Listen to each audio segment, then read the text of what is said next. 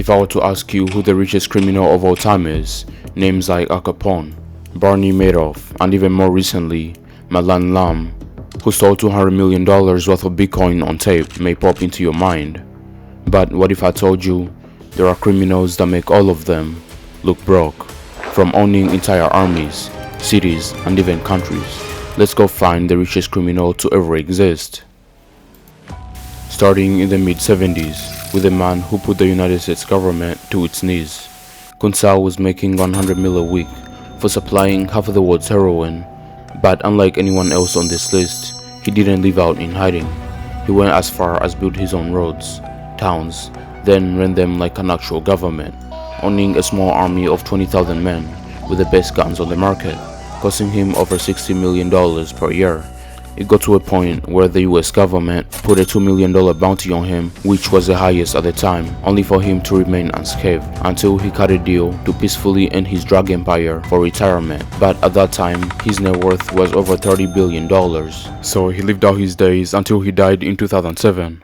But let's go back in time and see one of the strongest female mafia bosses that ever existed. The year is 1975, and in the streets of Miami, we find Griselda Blanco, aka the Black Widow.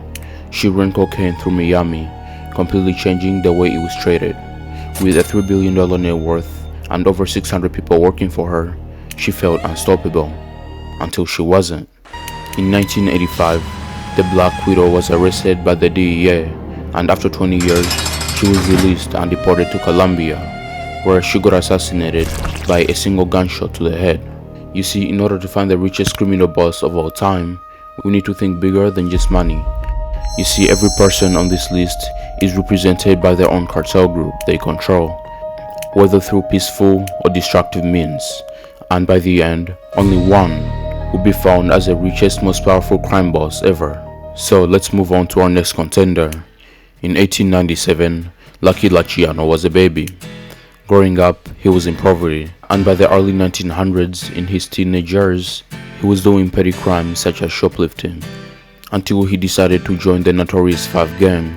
After working his way up, he gained full control in 1931, where he'd be in charge of 300 men and over 1,000 associates. They did things like illegal gambling, balloting, and way more, amassing a net worth of over $1 billion. But in 1942, he secretly helped the US Navy secure New York docks from German capture, all while being in prison thanks to his connections.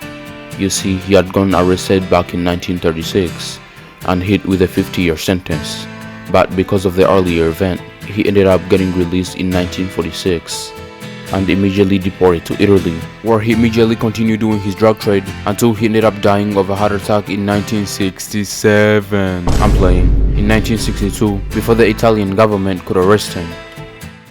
But our next contender makes everyone we've done so far look like little kids. Capone dropped out of school at 14 after punching a teacher. Then he proceeded to join gangs around his neighborhood. In 1919, he moved to Chicago to start a new, crime-free life, but that plan quickly fell apart after Johnny invited him to help run an operation for the Chicago South Mob. And through his experience, Capone quickly became Tory's right-hand man, handling illegal alcohol distribution because alcohol was banned at the time. By 1927, he had built his own organization, handling the entire illegal alcohol market in Chicago all the way to Canada. This allowed him to amass a net worth of $2 billion and control of 700 men. But eventually, his fall would come much earlier than expected when he was charged with tax evasion in 1931, where he was given an 11-year sentence, but ended up dying at 48 due to suffering from cardiac arrest following a stroke that ended his life. But in the 1980s, Michael Jackson was alive. The other MJ was dominating basketball. America had won the Cold War. Wall Street was booming. But while the whole world was partying, the Ochoa Brothers were building businesses. A lot of businesses. And running one of the biggest drug empires on earth. You see, there were key leaders in the Mattering cartel, controlling nearly 80% of the world's cocaine. They handled smuggling routes, distribution networks, and an insane level of money laundering thanks to their many businesses. It got to the point where they earned $6 billion in a single year, each taking home nearly 30% of the cartel's profits. They genuinely felt unstoppable, but eventually a massive government crackdown hit, and both brothers were arrested in 1990. But even with numbers like that, they're still nowhere close to the richest crime boss to ever exist. But let's go back a few decades to find someone way more dangerous.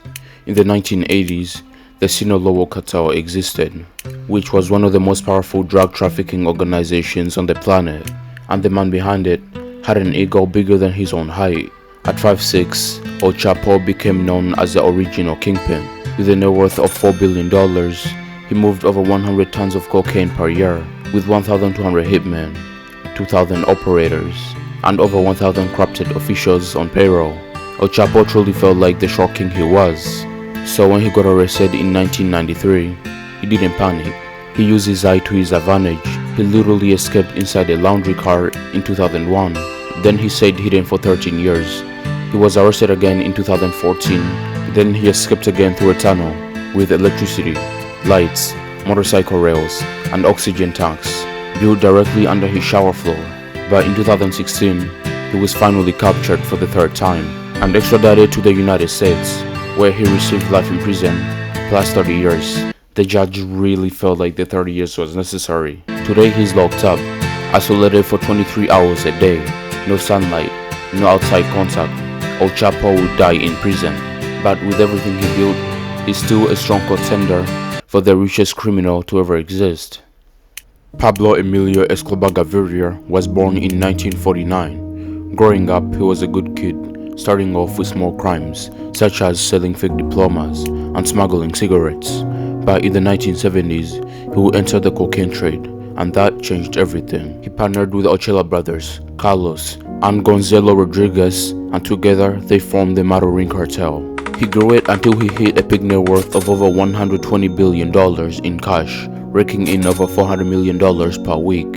They were moving 80 tons of cocaine into the United States every month, with rats eating $1 billion a year in cash. He bought an entire fleet of planes and submarines while controlling over 50,000 men, including soldiers, scouts, lookouts, bribe police, politicians, local militants, prison guards, and informants. He was effectively controlling Colombia. He killed judges, bombed police stations, assassinated politicians, shut down planes, and controlled half of the country. At one point, 80% of the world's cocaine came from the Marorin cartel. And after a massive manhunt by the Colombian police, the Colombian government, the US Delta Force, the US Navy SEAL, the DEA, the Sash Block, and rival gangs, Escobar was found hiding in a small house in the Marorin. It was the day after his birthday, and he tried running across the rooftops, but he got shot in the ear. Realizing he couldn't escape, he chose to end it on his own terms. So, who is the richest and most powerful crime boss ever? Looking at this graph, there are a lot of people that make $1 billion look like pennies, but the one who stands out the most is Pablo Escobar, with Khun Sa following closely behind him. Maybe if Khun Sa never surrendered, he would have been the richest crime lord ever. But at the end of the day, Pablo Escobar is the richest and most powerful crime lord in history. Maybe one day someone will make him look broke, but for now, he remains on top.